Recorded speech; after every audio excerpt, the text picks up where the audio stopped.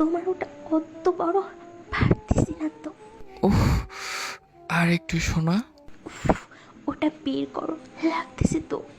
বললাম না আর একটু। পারছি না, খুব ব্যথা পাচ্ছি। ব্যথা না পেলে বেবি নিবে কেমনে?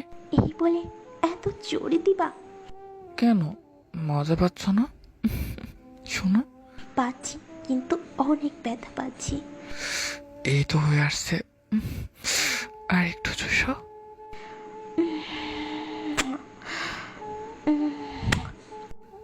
জান, আমার অনেক ঘুম পাচ্ছে তো। আচ্ছা ঘুমাও, গুড নাইট। দুজনে রাতে কথা বলে ঘুমিয়ে গেল। তারপর দিন সকালে, ফমি, আমি এসেছি। তোমার কি দেরি হবে? এসেছিস মানে?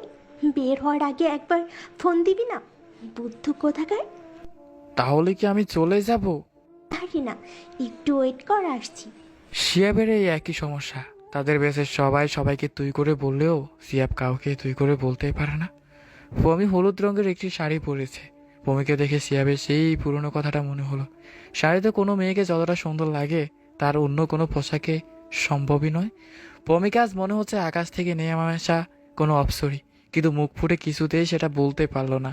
এদিকে পমি মনে মনে ভাবছে, ছেলেটা এত বোকা কেন?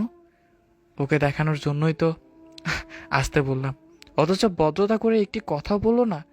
শেষে নিজেই বলে উঠল, এই, আমাকে কেমন লাগছে রে শাড়িতে? ও ও হ্যাঁ হ্যাঁ হ্যাঁ, ভালো। শুধু ভালো? হাই রে কপাল। মনে মনে পমি নিজেই নিজের মাথা চাপাতে লাগলো।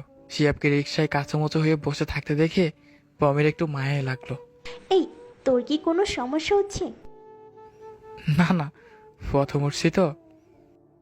মানে, তুই কখনো রিক্সায় উঠিস নাই? না মানে উঠছি, কিন্তু কোনো মেয়ের সাথে পথ। শিয়াবের কথা শেষ হবার আগেই পমি হি হি করে হেসে ফেলল। জাহাঙ্গীরনগর বিশ্ববিদ্যালয়, এটাই তাদের প্রথম ফাল্গুন।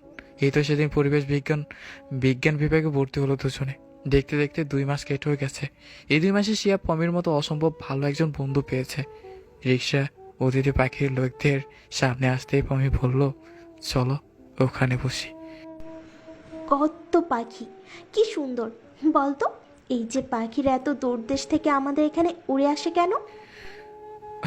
ওদের দেশে শীত বেশি তো, এইখানে অপেক্ষাকৃত কম, তাই হয়তো। হুম, হলো না।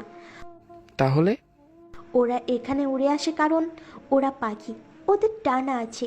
টানা হলে হেঁটে বা কোনো বাহনে আসতো। তাই তো। আচ্ছা, তুই এত বোকা কেন? জানি না। সেদিন আমি বোকাদের একটা লিস্ট করেছি, সেই লিস্টে তোর নাম 2 নম্বরে। 2 নম্বরে কেন? কারণ 1 নম্বরে আমি নিজেই আছি। তোর মতো একটা বোকাকে এত পছন্দ করি। আমি 1 নম্বরে থাকবো না তো কে থাকবে? সত্যি?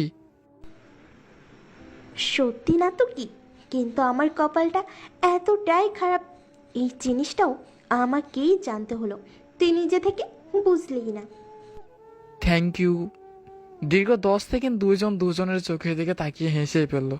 এরপর শিহাব আত্মবিশ্বাসের সাথে উঠে দাঁড়িয়ে পমের সামনে গিয়ে বলল, শাড়িতে তোমাকে আজ অপ্সরীর মতো লাগছে প্রেমী। পমি অবাক হয়ে এই বোকা মানুষটির দিকে তাকালো। মনে হচ্ছে এই অন্য এক শিহাব, যে শিহাব তার অচেনা। অচেনা এই মানুষটির সামনে এই কথাটি পমির সমস্ত দেহ মন ভালো লাগায় ভালোবাসায় আচ্ছন্ন হয়ে গেল। গল্পটি এ পর্যন্তই। আপনাদের কেমন লেগেছে সেটি না হয় কমেন্টস করে জানাবেন। ভালো থাকবেন, সুস্থ থাকবেন। আল্লাহ হাফেজ।